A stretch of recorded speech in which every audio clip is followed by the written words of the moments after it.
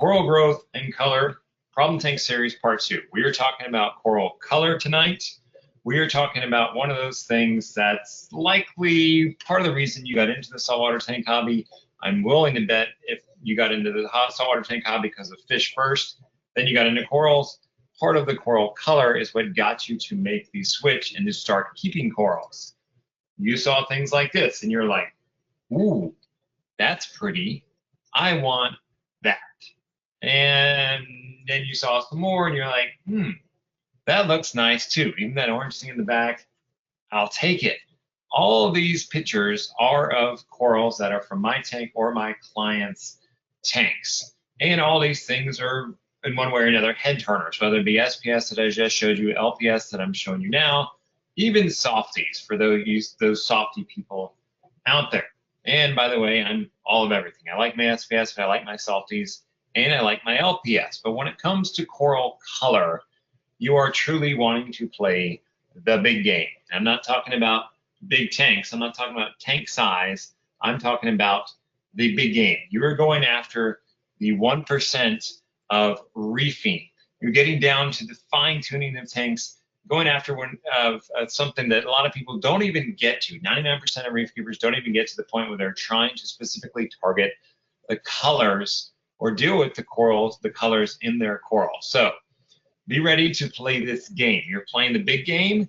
You're going to have to gamble big, and you may lose big. And if you can't keep coral alive, this isn't the game for you. Don't put the cart before the horse. You got to keep the coral alive.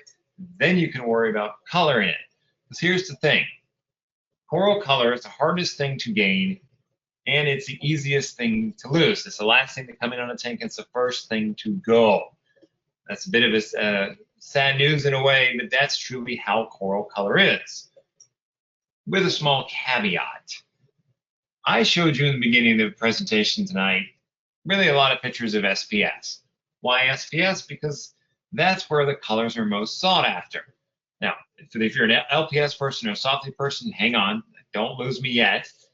SPS is where people spend a lot of time trying to color things. You see a lot of pictures of SPS. So really that's where a lot of it is. However, there are plenty of good-looking LPS. Here's a nice Fabia that was in my tank. And here's a nice Blasto. Like, all these are still nice-looking corals. And yes, there's some nice-looking softies out there as well. My first love, it will always be my first love, zoanthids. You get lots of different colors of the rainbow, and you can get all types of these corals. But really, SPS is where the fine colors come in and where people spend a lot of their time trying to go after colors in the reef tanks. Here's the thing about softies. If you want some nicely colored zoanthids, all you have to do is spend your time buying different types of zoanthids. You're not going to buy an orange zoanthid and then all of a sudden make it turn blue. It's orange, and that's really how it stays. So, that being said, brace yourself, hang with this, because LPS and softies don't really change color that much. Now, LPS more than softies, we'll talk about that in a bit, but softies really don't. And this general kind of comment here, LPS and softies, they pretty much have their colors. They're not going to change much. And I'm not saying that they don't change color, it's just they don't really change much. Again, if you get these colors, zoanthids, you get a green one, it's going to stay green. Now, if they're not happy, they don't lose their color. They just stay closed and they shrink up and they disappear. So color with softies, yeah, it's one of the easiest things to get if you're going after color in your reef tank. Buy a bunch of whole different zoanthids and you're good to go. Same thing with a lot of the LPS. They're pretty much always going to be this color unless some parameters, which I'll talk about in a minute, are off. And then usually they bleach and then they die off. You're not going to go after and try to manipulate colors inside of LPS for the most part. Okay, that being said, you all are here because you have color issues or you want to know about coral color issues. You're troubleshooting your tank. So you have poor color. Where the heck do you start with this thing? Remember, if you can't grow it, if you can't keep it alive, you don't even need to worry about color. That being said, if you're in the group that can't keep coral alive or you can't grow it, still listen to what I'm going to tell you. You may pick up some tidbits when you get to the point when you can keep them alive, and then you want to start coloring things. And just like last week when it came to coral growth, there's a lot of gray area in this. This is a lot of feel type thing. There's not much science or proven science to back it up. You're dealing with the gray area. It's a give and a take. What may work for one person may not work for you. So you got to be willing to do that dance like I talked about last week. Now, if I have poor coral color, that's going to mess me up all night. I apologize. I always start with the numbers. What numbers am I talking about? Yep, I'm still talking about test results. I always go to the numbers first. I want to get an idea where the tank runs. I want to know where it is. Now, when I'm looking at numbers for coral color specifically, I'm really looking at salinity, and then I'm looking at nutrients. Okay, let's break that down. Where does that really start? Starting points for these, salinity 1.023, 1.026, anywhere in that range, I'm fine. Someone tells you, oh, your corals aren't getting good color because your salinity is 1.022, whatever, forget it. Or if they're telling you it's 1.024 and it should be 1.025, roll your eyes, smile, thank them for the advice, and walk away, whatever.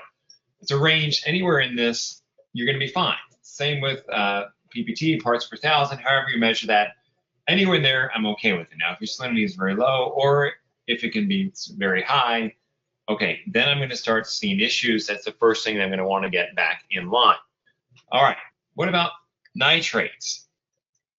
0 to 0.5 to 5.0 for SPS, LPS and softies. As long as you're 10.0 and better, you're fine. Softies have a low range, and the top range, well, we'll get to that in a minute. Phosphates, 0 to 0.08 for your SPS heads out there, 0.05 and higher for your LPS and your softies. Now, I'm going to show you some pictures tonight of things that I've experienced with colors with these different ranges, because different ranges can actually change things. So hang on if you're looking for the eye candy. When it comes to nutrients, too low or too high, both can have negative effects. You get down to the bottom range, you're going to have issues. You get too high, you're going to have issues as well. So we got to be able to dance with this and keep it within a range. And again, I'm really talking about SPS here. SPS is going to be the most picky coral. They're going to be the first ones to lose their color. They're going to be the last ones to get it back. So if you keep it in a mixed reef tank and you've got great looking SPS, awesome, fantastic. If things starts going south, your SPS are probably going to talk to you first. Now, if you don't keep SPS at all, you're just an LPS and a softy person, a lot of this will still apply as a general range. I'll talk to you specifically, your LPS and your softy people, in a minute. SPS nutrient issues. You get your nutrients too low, and then you get pastel looking colors. A lot of times when we talk about pastel colors, people think about the zeovit tanks. If you don't know what the zeovit system is, it's essentially carbon dosing. You're growing bacteria to eat the nutrients. You drop the nutrients very low, basically strip the water down, and then some different types of coral colors can come out. They're really known for pastel looking tanks. I'll show you a picture of that in a minute. But too low, then your colors tend to get too pastel-y. They're not really rich. You get too high, then they lack definition.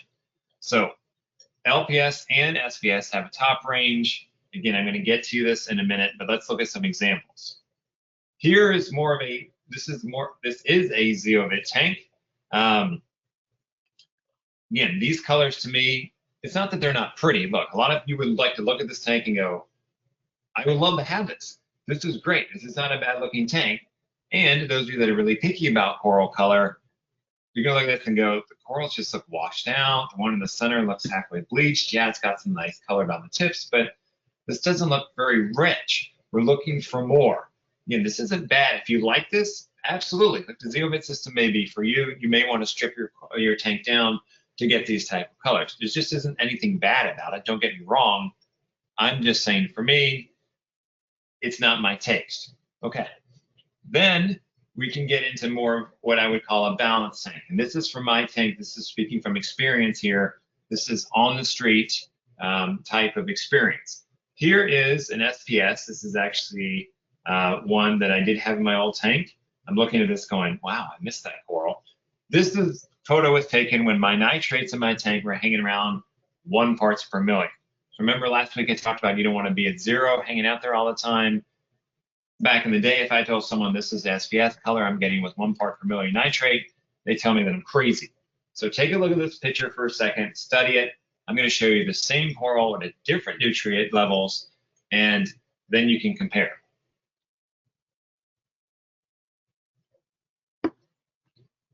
All right, this is 1 parts per million on nitrates.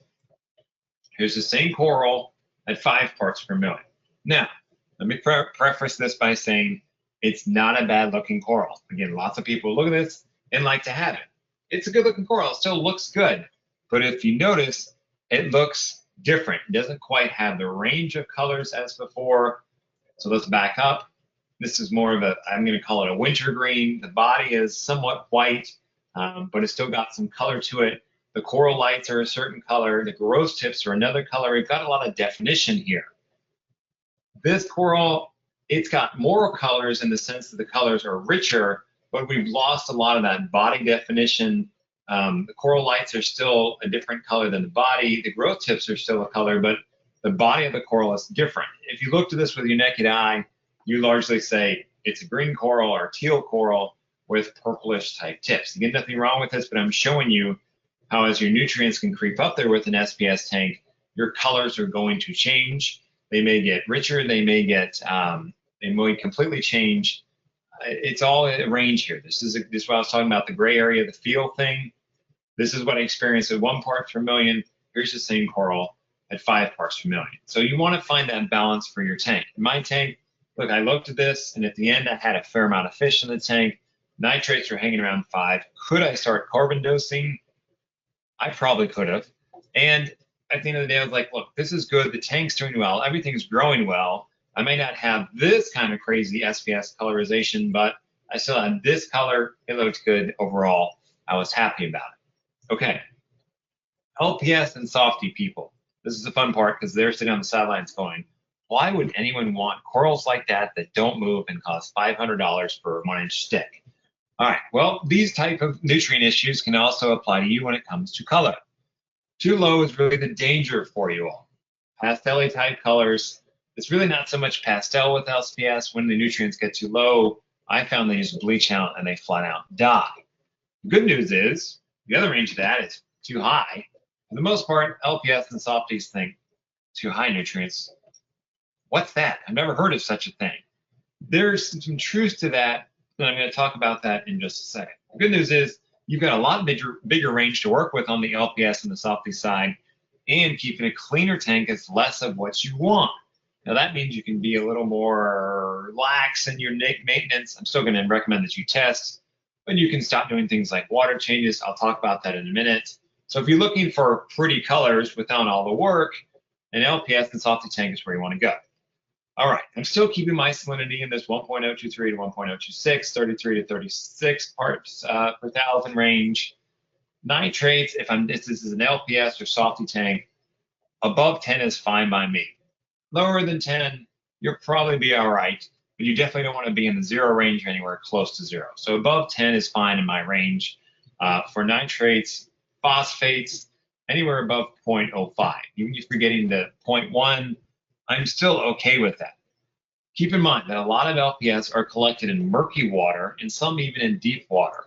So there may be some nutrients there, there may not. At the end of the day, I found giving them more true nutrients is better than giving them less nutrients. And then there's some LPS that are just rock solid, like this purple and teal Lobo. This is a coral that I put in a lot of Klein's tanks in the beginning because I found this thing is really rock solid around a bunch of range of nutrients.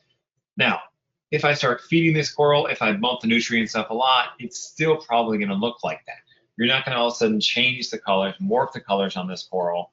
So if those of you that like a little bit more stability, LPS and softies is going to be the way to go because the corals, as I said earlier, the colors are pretty much set.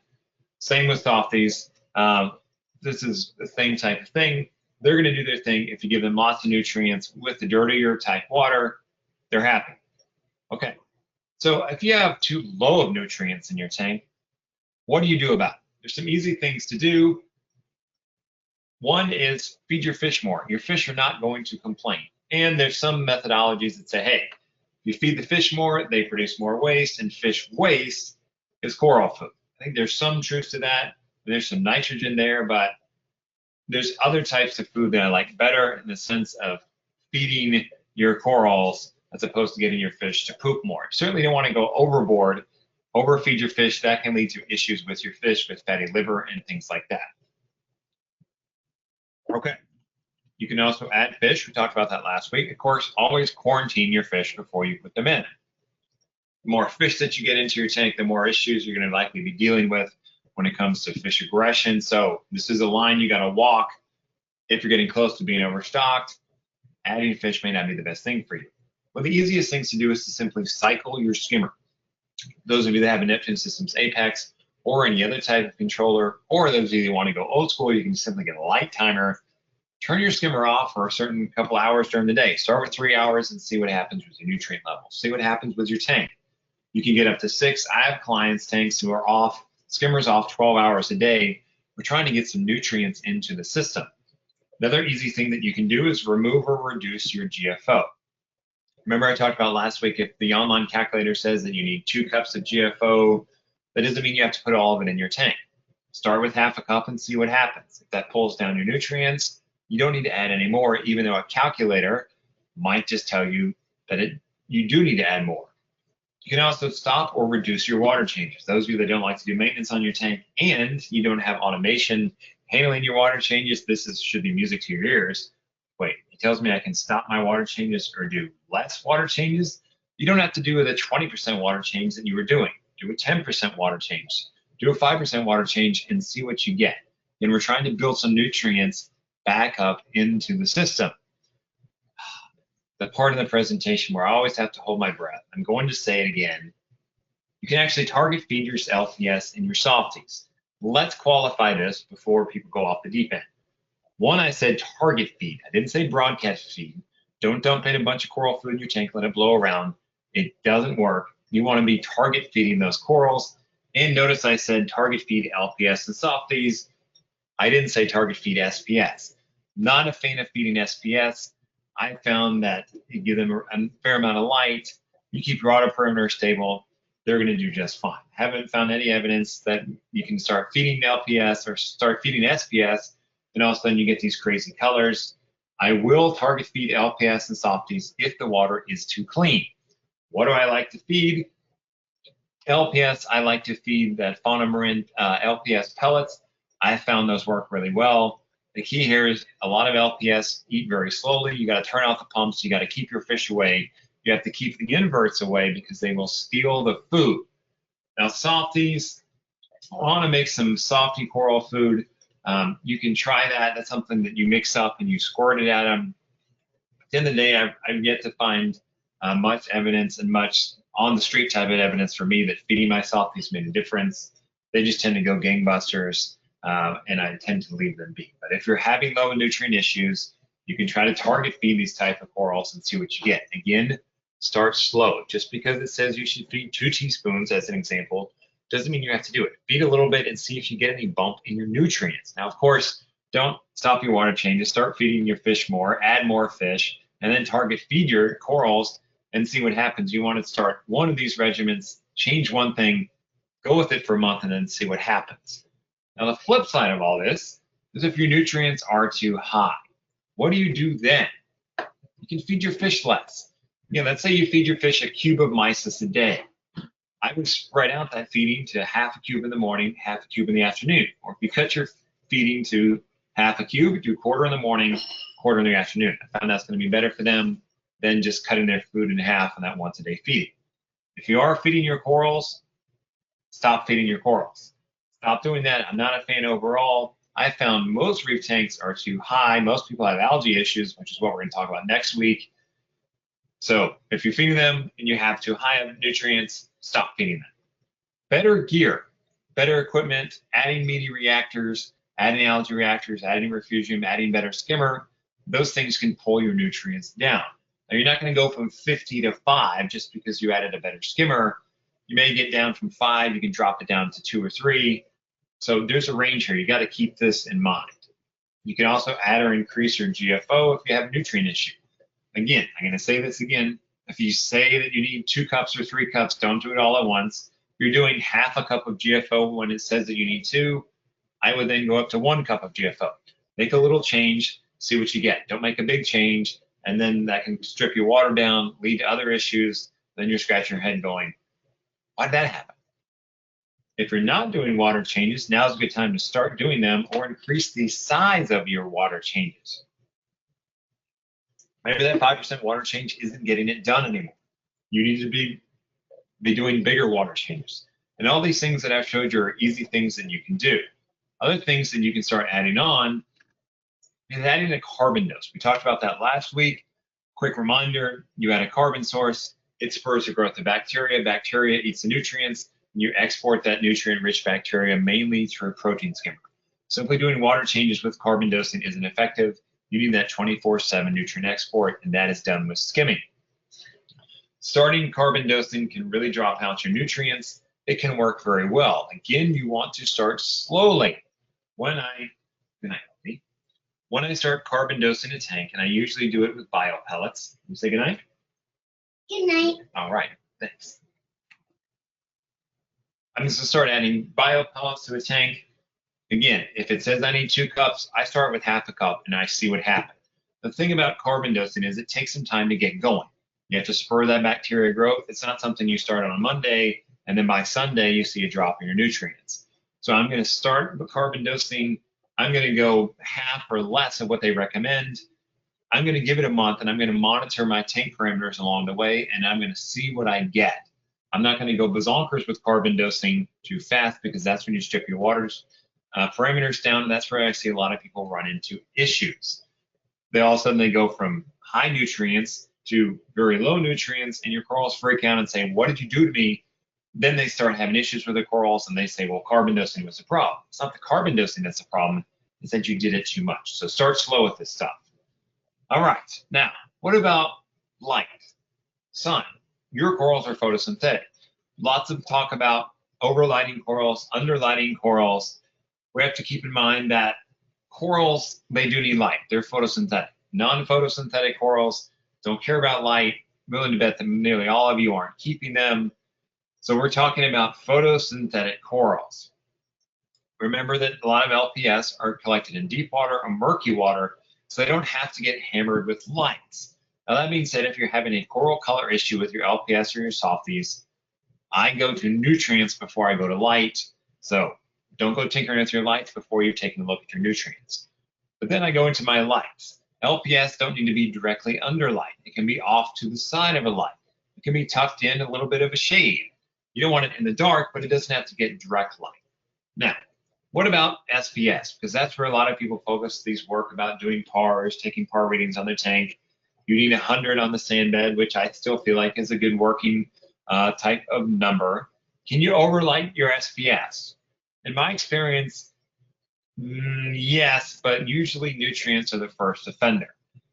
I've yet to see SPS go from a high light type of situation to a higher light situation, and it becomes a problem. This is something that I've actually changed my methodology. I've talked about my clients as well.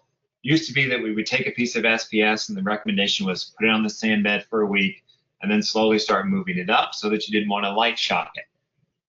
I found that nearly all SPS are getting plenty of light if it's coming from a facility like Worldwide Corals, Unique Corals, any of those type places. They're probably giving those SPS a lot more light than you are.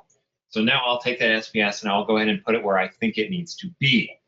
So again, nutrients are my first offender when it comes even to SPS, but I will do some things when I'm thinking about lighting. Maybe the coral isn't getting the color that it needs because of a lighting issue. But when I do think about lighting for the SPS, first thing I look at is change. It's a Greek symbol for change. What changed in your lighting schedule? Did you change your lighting schedule? One risk with LEDs, like I talked about last week, is they're very easy to fiddle with. You can take out your phone and make changes with the lighting on your tank, which means a lot of people get in there and fiddle all the time, which your corals don't like. Now, those of you that want to make a change in your lighting schedule, I recommend doing it in small increments. I don't change intensity and change color temperature. I'll pick one, let it go for 2 weeks and see what happens before I change the other. So I'm not going to go from 14K to 20K and up my intensity from 50 to 75. I'm going to go from 14 to 20 first, see what happens. Probably nothing, but still, you want to go slow. You want to change one thing at a time. Then I'm going to start increasing or decreasing my intensity. That being said, a lot of people overlight their tanks with LEDs because they think they need to give it more light than they do. So it's not going to hurt you to start low and then work your way up, especially when it comes to LPS. These guys, like I said, don't need a lot of light. If you're hammering them with light, they're likely going to talk to you with bleaching and pastel-y, gross-looking type of colors. All right, now, what about something that's really come into its own in the past couple of years of reef keeping? A lot more discussion is going on about this with trace elements. Here's the thing about trace elements. If you're going after trace elements to manipulate colors in your tank, you're now the 1% of the 1%. This is for the very accomplished reefer who know what they're doing, and they're willing to tinker out in the fringe. This isn't something you just throw in your tank and see what you get. You know what you're doing. You're willing to play way out there. You're playing the biggest of the big game. You're gambling the most. What kind of trace elements am I talking about? Iodine, potassium, iron, amino acids, bromide, etc. All these things have different effects on the tank. Potassium mainly affects your blues. Your iron gives you big reds. Amino acids isn't per se a trace element because that's a compound, but we lump in there together. All these things are people are starting to play with. They're starting to fiddle with. Now, if you listen to me long enough, you'd say, okay, great. Mark's going to talk to us next about testing your tank's water, right? No. Here's the thing about trace elements. The test kits that we do have for them are not very accurate. To get a really good test kit for that element you're going after, it's likely going to be beyond your capabilities to run it or beyond your price range. To which people say, that's fine. We have ICP. We just send off our water and get answers for trace, right? My experience with this is not so much. After talking to ICP managers, all of them will tell me a lot of it has to do with how good the technician is. Some of them have even admitted that it's really meant for big, dirtier type of water. They're not down there looking at the minutiae. They're looking for big pollutants in water. So I don't send off my ICP analysis and go, my iodine's 0.01 and it's supposed to be 0.02. I'm going to add 2 milliliters of iodine and solve this problem. Does it have its usefulness? Yeah. I'm not dogging on ICP. I use it mainly for looking for heavy metals in the tanks, big offenders. I'm not making dosing recommendations or dosing changes on my tank or adding trace based on what I see in ICP. It's giving me some information. It's nice to look at it and go, okay, well, maybe that's accurate, maybe it's not. But I've had plenty of test results from these methods come back all over the place that they have their place for me, but I'm not making microdosing decisions based on them. Trace element dosing is really mainly by feel. Again, it's hard to test for them. The tests we do have aren't that accurate, and you can go very easily go overboard with things and cause issues with your tank. For example, iodine. That gives you a good amount of color in your tank, and it's not that hard to overdose it, and when you do, stuff dies. You can kill fish with it. In my experience, doing a big water change, if you have a calcium reactor that's running correctly, likely going to take care of most of your trace. Now, if you're dosing, what do you then start dosing trace? I'm going to talk about that in just a minute. First, I'm going to do bigger water changes. I'm going to find the most time that brings out colors that you haven't seen before. I'm going to rely on that. Now, those of you that like methods like me, you want a paint by number type of approach, there are coral color methods out there that I'm okay with. Red Sea has a very good one. This is something that they have test kits for. I'm personally not necessarily going to believe the numbers as much, but there's enough variance built into this that I'm okay with going down this route. Again, this is something for you upper echelon reefers. Can't keep corals alive. You don't need to go buying this and trying to change the colors in the corals while they're barely holding on.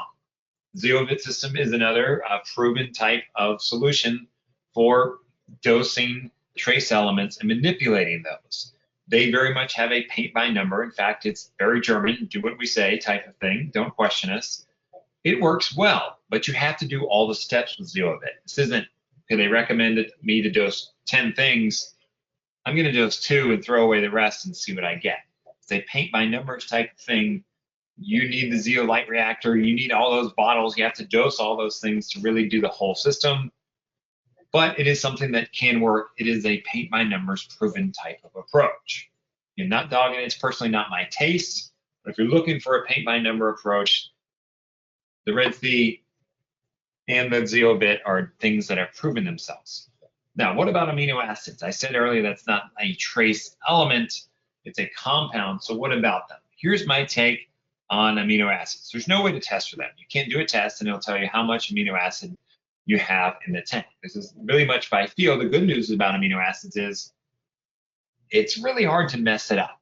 If you overdose it, you might get a little bit of a dusty algae outbreak, but you shouldn't trash your tank if you overdose it. Now, let's keep this in mind. If you grab the whole bottle and you dump it in your tank, you're likely going to have issues. But if you're dosing 30 mils and you should only be dosing 20 mils, your corals aren't going to matter. They're not going to care. It's not going to make a difference in your tank. You've got a lot of leeway. I personally use AquaPower when I'm dosing amino acids. It comes from Julian Sprung, who I trust. I've had lots of success with this across client tanks. I've seen growth pick up with it. I've seen colors change with it. Again, not so much with the LPS or the softies, really in the SPS. But if you're an LPS person, you want to dose some of the stuff, it's not going to hurt. Now, all that being said, one of the favorite things I like to do when it comes to trying to work with coral colors, as I've talked about all tonight, is make one change and then leave your tank alone. Don't go throwing 3 things at once. Make one change, write it out for a week, and see what happens. And keep in mind with coral color, a lot of it's objective. You're going to look at a coral and you're going to go, is it more blue than it was last week? I don't know. It's hard to really quantify that. And a lot of it is your mind tricking your eye.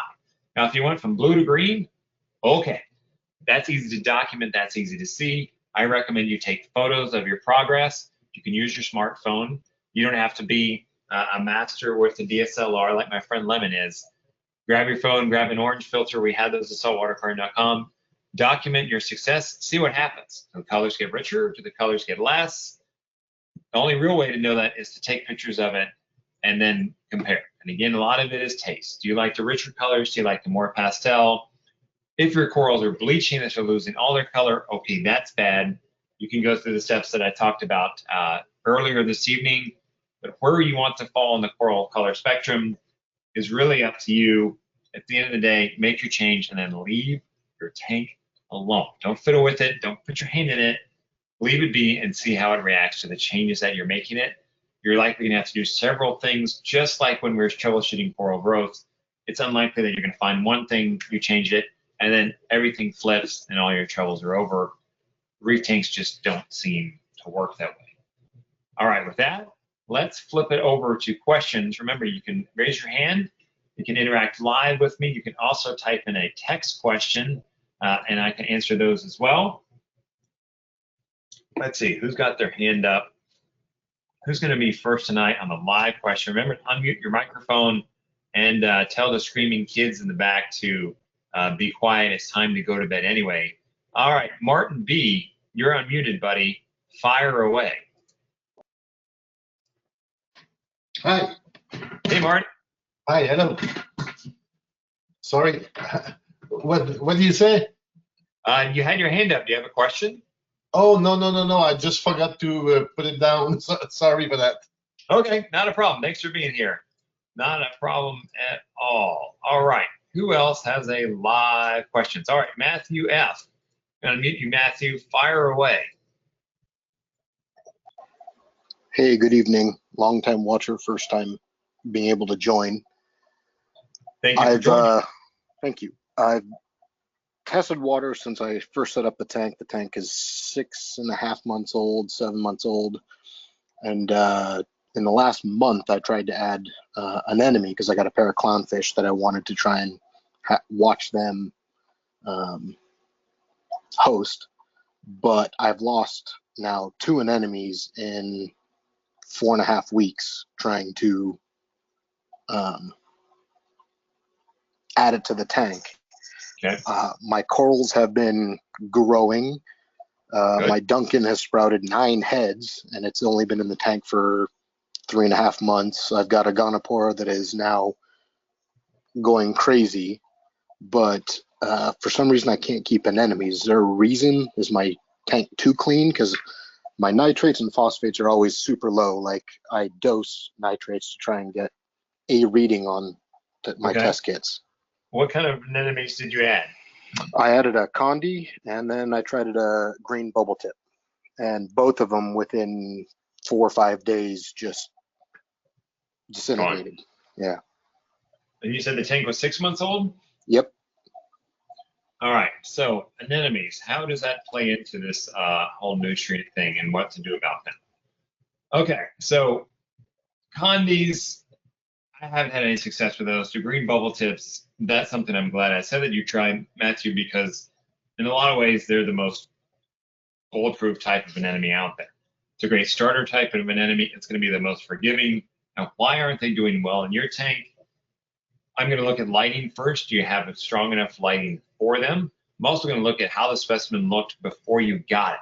Now, if you got it in via mail order, obviously you can't look at it. If you got it from your local fish store, did it look strong before you got it?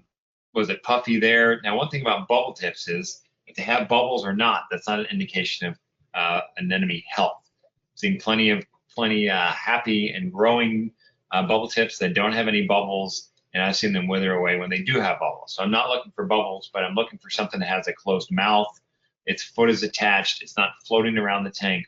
All those, to me, are a specimen that I'm not even going to buy. But once I get it into the tank, first I'm going to acclimate it. I did a show on acclimating your fish. It's the same thing with acclimating your corals. I did that with Laura from Kansas Marine. Make sure you watch that. So give them a good foot forward. And then I'm going to try to put that anemone where I think it's going to be happy in the tank. Not a fan of letting it blow around until it settles somewhere, and then see what you get. Now, if you tried all those things and you still don't have any success with anemones, your tank may be too clean. It may just be too early. So think about when should you add an anemone to a tank. There's not something I can say, once your parameters hit here, now you're safe for an anemone. A lot of it's just a feel thing, and unfortunately, a lot of it's kind of a canary in the coal mine. You have to put something in there and see what you get, see how it does. If the green bubble tip didn't do well and you bought it from an online vendor, you may want to try another vendor. If you got it from a local fish store, you may want to try another one from the store or go to another store. Another thing that I like to do is try to get them from another hobbyist. You can go to their tank, ask them how they run their tank. That anemone's probably been there for a while. You can take it out and you can put it in your tank and see how it does. All those things are things that I'm going to look at when I'm dealing with problem anemones. And look, at the end of the day, Matthew, it may not be something you want to hear, but you tried lots of anemones, especially the bubble tips. Now let me back up in a minute. If you're having trouble with anemones, I'm just going to try bubble tips. I'm not going to go try to put a sea bay in there, a long tentacle. Let's get the bubble tips nailed down first and then go on. It may be that your tank just doesn't like anemones. This can happen. Mainly I see it with coral. I've also seen it with clams. My last tank ate every single clam that I ever put in a matter of days. Didn't matter if it was aquaculture, if it was out of another tank, if it was big or small, if I fed it or not. Didn't matter. It just ate clams. So hopefully that's not what's happening with your tank, but that may be part of what's going on with what you're seeing with your tank. Good luck. I love my anemones. I hope you can turn that around. Keep me posted. All right, Russ C. I'm going to fire off down here to the bottom of the alphabet. Good evening, Mark. Appreciate the thought leadership and appreciate your time tonight. I've got a newer build. It's about 6 months old. This will be an SPS dominant tank, and it's been quite clean, and it's my first attempt using bio pellets. I've used a lot of no-pox over the years. Okay. And so where I'm at, I'm able to control my nitrates. I'm running between 2 and 5 right now in this tank, but my phosphates have always been 0. Okay. Bio pellets. Are bio pellets used to control phosphates as well? Absolutely. They need nitrates, they need phosphates to grow. Bacteria need both of them. So if you're stripping one down, if you have none, then that can be a limiting step for the bio pellets. Now I'm curious, tank is 6 months old, what made you start bio pellets? Just, I love the aspect of using carbon dosing. I liked no-pox. I didn't want to use a doser. I just wanted to simplify the process and use a reactor and give this a try. And plus, I've seen a lot of folks have good success with them. Okay, so did you have a nutrient issue with the tank before you I started? didn't, but I wanted to keep it in check to begin with. Okay, Right now, there's the corals are growing. They've got good coloration. We're talking Walt Disney and some other nice corals they're growing. There's great color. yep, Just listening to you after last week, it feels like I need to figure out how to raise these phosphates just a little bit, just to tune it in. yeah. And Well, so, I mean, you can. Are you sure? Are you running GFO on the tank? no, No, I didn't think so. Okay. So your biopellets are likely eating up all the phosphates. If you crank up your phosphates, then you're probably going to see your nitrates drop because now the algae has, or the bacteria has more food to grow. If your tank is doing well, you're getting good growth, especially things like your WD, which I may hit you up for a frag when it comes time for the new tank. Sure, you may want. I've got one for you ready. Okay. Um, you may want more phosphates, but your tank is telling you it's happy. I would just run with it. Even at 0. Again, I mean, this is where I'm talking about the feel thing. It's a gray area. Like I may tell you that your tank doesn't want 0. And if it was my tank and it was at 0, I'd probably be like, you'd be like, I'd like to see that up a little bit. But at the end of the day, I'm going to look around my tank. What does the tank say? The corals are good. The color is good. The growth is good. I'm not going to try to squeeze that tank into a box. It's telling me it's happy. Say, okay, this is where this tank likes to hang out. This may be out of the norm, but this is telling me the tank's telling me it's happy. You go do your thing. Good, thank you. Congrats on the success. It's going good. Other people in the webinar may come to your house wanting to know the secret sauce. All right, let's keep going with these live questions. Remember, if you have a text question, you can write them in. I haven't forgotten about you. I'm going to get over to them in just a minute. We have lots of live questions tonight, so I want to try to get through these as many as I can. Tim A, fire away. Tim A. Hey, Mark. So I guess my question around the coloration is sometimes how I've got an ACAN that kind of went more red on me from yellow, and I don't know if that's based on possibly an excess element that's in my water, or if it's just what ACANs do. That's what ACANs do. Thank you for the reminder. ACANs are a coral that I don't keep because they always change colors. It happens every time, and just like you said, I found they always end up blue and they always end up red. They look pretty, like, look, here's a nice, pretty one. I'm not going to deny, that looks fantastic. I would love to have that in my tank. You're probably going to pay up the nose for it, but at the end of the day, I'm going to look at it and go, that's nice. It's not going to stay that color. It's going to change. ACANs are found in crevices where there's not a lot of light. So I found that most of the time it's an overlighting type issue, but I found they always change. No matter what I do with them, they always change. I don't buy them because I look at them and go, that's great, but I'm going to end up with a red one or a green one or a blue one, like you said. I just don't even bother. All right. Thanks for the reminder about the old ACAN. Forgot about those because I don't buy them. But a fun coral. So not, if you're okay with the greens and blues or reds and blues, I mean, fire away. They're easy to come by. They're easy to grow. They're easy to frag. They're pretty cool. It's a nice aquaculture type of coral. All right, Tim L., we're going to go to you, and then we're going to go to some text questions. Have at it, Tim. Okay, hear me okay? I have a kind of an embarrassing question. So I have a water box 230, actually I bought off saltwater.com. It's been about 20 months old. I'm growing SPS just perfectly fine. I have some home wreckers, tenuis, got some slimers, got a bunch of different SPS all growing fine, encrusting great, branching great, some Duncans in there with about 50 heads on one and 20 on another. But I want to have a Zoa garden at the bottom, and I bought probably 15 to 20 frags of Zoas, and I can't keep any of them alive. Don't understand why. I got them at the bottom on a shelf that's kind of a little bit shaded out of the way. I've come in the middle of the night with the flashlight looking for spiders and all those kind of things. Can't find any. I can't figure it out. What kind of Zoas did you buy? Do you know the names? I bought the egg ones. I bought, Lord, I can't remember all the names of them, but let me see here. I bought some Sunny D's. I bought some Clementines. I bought the Queen Midas, Vivid Rainbows. Those are some of the ones I got off WWC in the past. I can't get any of them to live. Okay. So now where do your tank perimeters hang out? So my phosphates, I used to have a lot, I could hardly ever get a reading. I started doing some Zeo system, which seems reverse of this, but now my phosphates are at 0.1, anywhere from 0.08 to 0.08 to 0.1, 0.08 to 0.1. Nitrates, usually 2 to 5, somewhere in that neighborhood. Nitrites, which I got an ultra low reader, I get about 20 to 30 parts per billion on the nitrites. Yeah, my calcium, I keep it right around 420. I have a Trident Apex system, and so alkalinity, I keep at 8.2, pretty tightly with the Trident, and the calcium's right at 420. Mags right around 1300, 1285 to 1300, something like that. I do trace elements.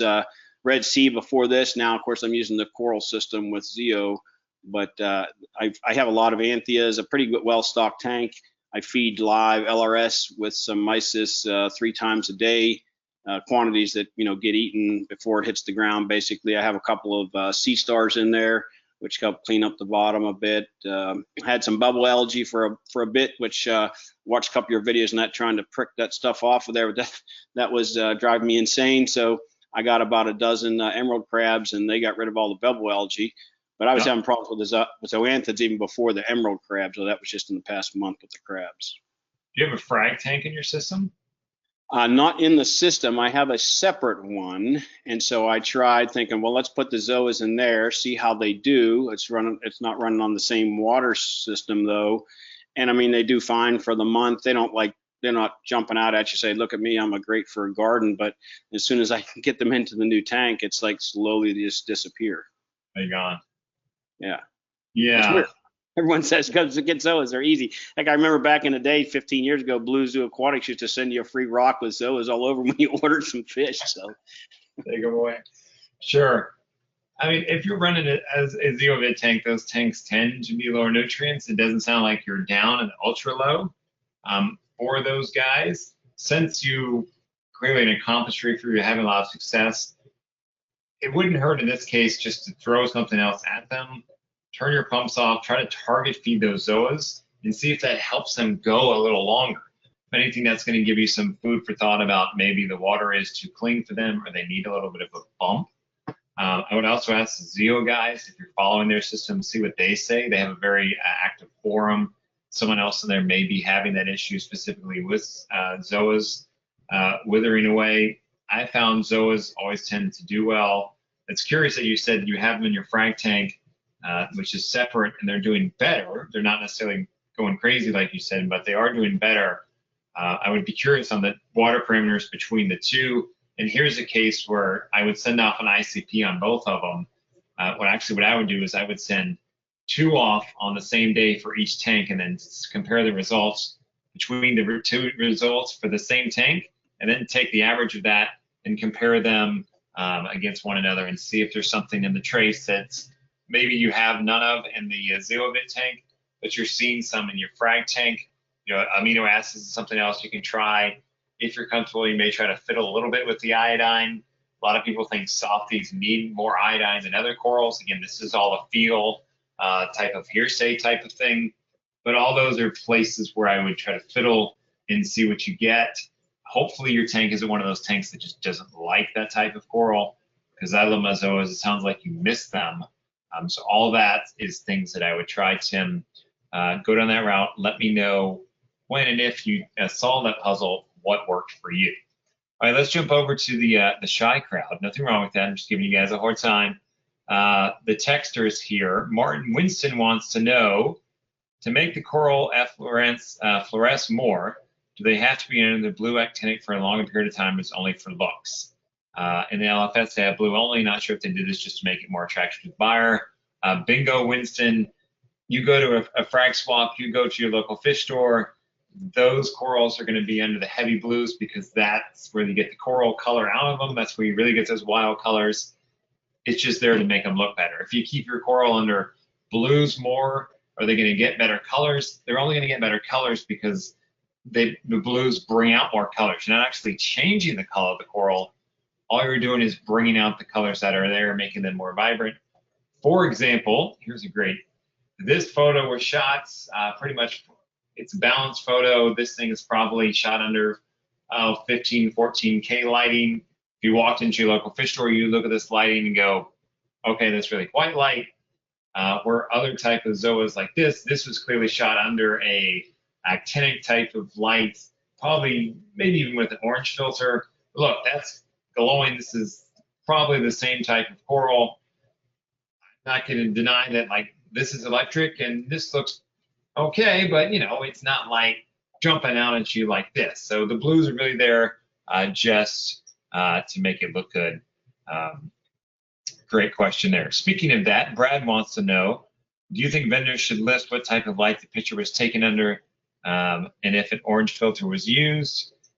You know, Brad, I like it when they do that. To me, that's more, it shows that they're more of a legit type of vendor. They're not trying to manipulate you to show you this hyper-saturated photo or one that they just shot with an orange filter and you think that's what you're going to get. Because in time, it's going to come back and bite them. Enough people are going to get corals and say this doesn't look anything like the photo. So I like it when they do that. Should they all do that in an ideal world? Yeah, like be clear about what you're doing. Like, this is what it looks like on an orange filter. A lot of people are running LEDs now or have those blues.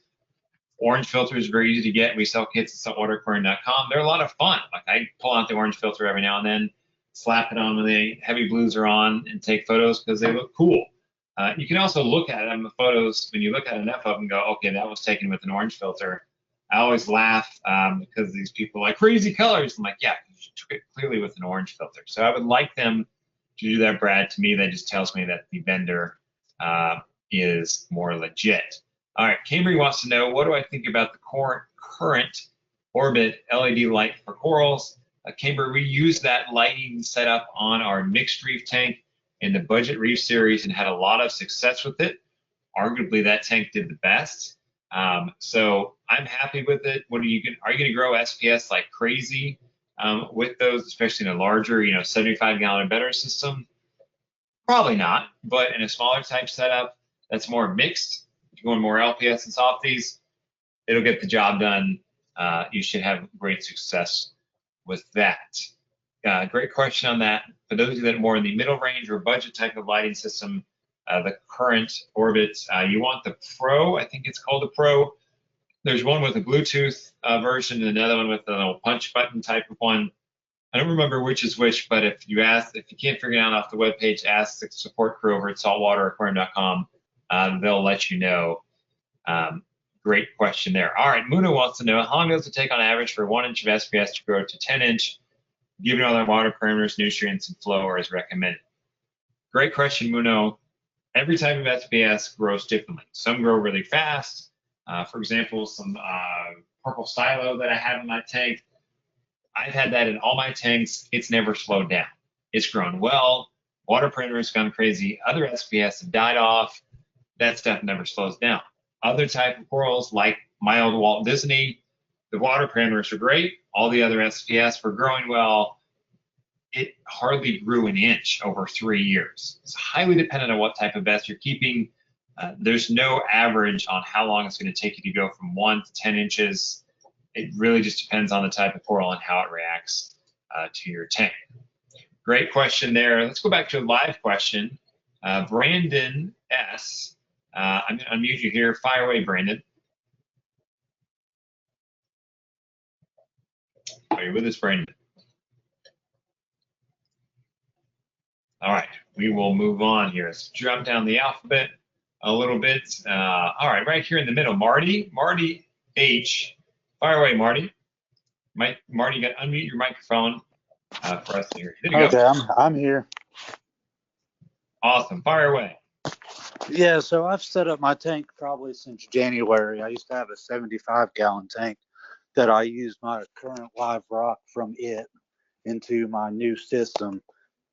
And every time I got my lights cut down now to only 8 hours a day. I cannot get rid of green hair algae to save my life. Okay. I've reduced my feedings, reduced the lights, set up a refugium underneath, got my protein skimmer going all the time except for probably like 2 hours a day. So you're in the right place, but you're a week early, Robert. Next week is all about algae. We're actually going to have a guest speaker with us on dealing with algae issues. So hold that thought, and we are going to talk about that in depth next week, including that nasty thing about algae. It takes a long time for it to go away. So just keep that in mind. Make sure you're with us next week, because we're talking about coral color this week. With that, let's see here. Robert, where did you go? There he is. So, Robert, fire away. You're on, Robert Watt. Where'd you go, Robert? Raised his hand, now he's not with us. He fell off into his auto top off container. How you doing tonight? Hey, Robert.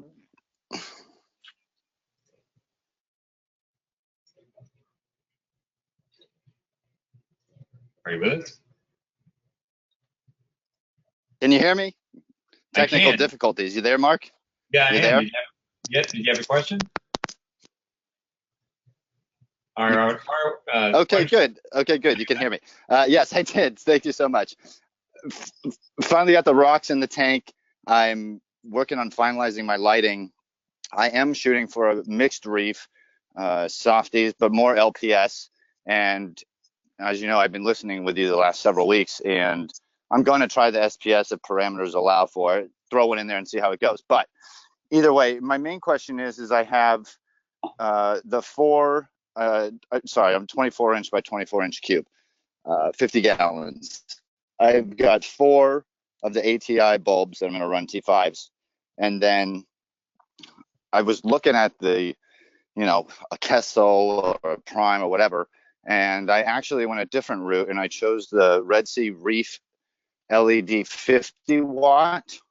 Okay. And I was going to run that. It's not too different from the 90 watts, especially since I wasn't shooting for SPS. And with that price point, I was planning on installing 2 of those as opposed to just 1. Okay. And 2 of those just barely over the 190 watts. So I guess my main question is those T5s mixed with those 2 LEDs, is that going to be too much? The T5s with the 1 LED, is that going to be maybe too much for the LPS? Is it maybe a scheduling issue? Or should I maybe even shoot for the 2 on there and just, again, scheduling and intensity? Thanks. So I would, if you're running 2 or 1, I'm not going to see that as inhibiting the growth of coral in your tank, especially the LPS that you were talking about. In fact, for a lot of my clients who I know are SPS people or experienced riffers, I'm putting T5s next to the LEDs just because it gives a little bit of a different look to the lighting. So in a way, you're upgrading your program not only in terms of light output, but you're also getting a different look for light on that one. But I don't see that you're going to overlight the tank. Just back off your intensity. And if you have 2 of them, I would make sure you spread them out as much as you can. Keep in mind when they overlap, that's where you're going to have the most light. So I would have my LPS off to the side, maybe even towards the corners of the tank. Or if you're looking at the tank front to back, more up towards the front or towards the back.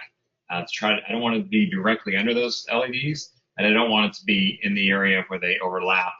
That's where you're going to have the most intensive light. You can always turn them down. That's one nice thing about the LEDs, but I don't feel like you're going to overlight them as long as you don't run them too long, or if you crank them up too high. The big mistake that people make with LEDs is to turn them up too high.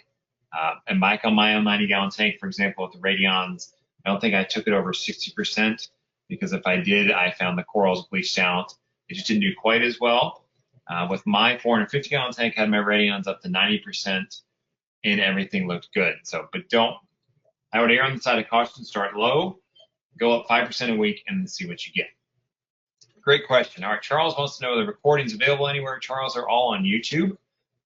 We put them up every week, so you can watch this webinar and past webinars. They're all up there. for you to watch. All right, Mark wants to know the benefit of running moonlights throughout the night, or is it best just to leave the tank dark? All right, so here's the thing, Mark, about moonlights. If you have them on and there's still fish swimming around your tank, like actively, that means they're too bright. But is your tank going to do better because you have moonlights on than not? No. Now, there's some evidence that you can manipulate the lighting with moonlights and you can get corals to spawn. That's more advanced stuff. But just keeping your moonlights on or not having them, it's not going to make a difference in your tank. I've never run them on my tank, and it's not like I feel like the growth was suffering or the coral color was suffering because I didn't run moonlights. The only big thing about moonlights is if your fish are still swimming around actively when they're on, it is too much. Great question about those. For those of you that have are Neptune Apex people, you may remember the old lunar sim modules. Maybe they still make it, which was a string of blue LEDs. I actually ran across one the other day when I was cleaning out the house during the addition. I was like, oh, look at that. That thing used to be the shit. And now it's like, oh, you know, we have main LED fixtures to do that. All right, with that, everyone, thanks for being with us. Remember, next week we're talking about algae. For every of you that have your refugium isn't growing, you have hair algae issues, you have bubble algae issues, next Sunday night, 8:30 p.m. Central Time, we'll have a guest speaker, Dr. Tim of Dr. Tim's Aquatics. He will be with us talking about algae issues. So don't miss that. I know a lot of you are dealing with algae issues, so make sure you're tuned in for that. Thanks for being with me this week and every week for those of you, especially those of you that have been watching for a long time. Enjoy your tanks. Remember, at the end of the day, we got into this hobby to have fun, and a lot of people would just love to have a saltwater tank that at least keeps coral or fish alive, let alone color them. With that, everyone, have a great rest of your night. Stay safe.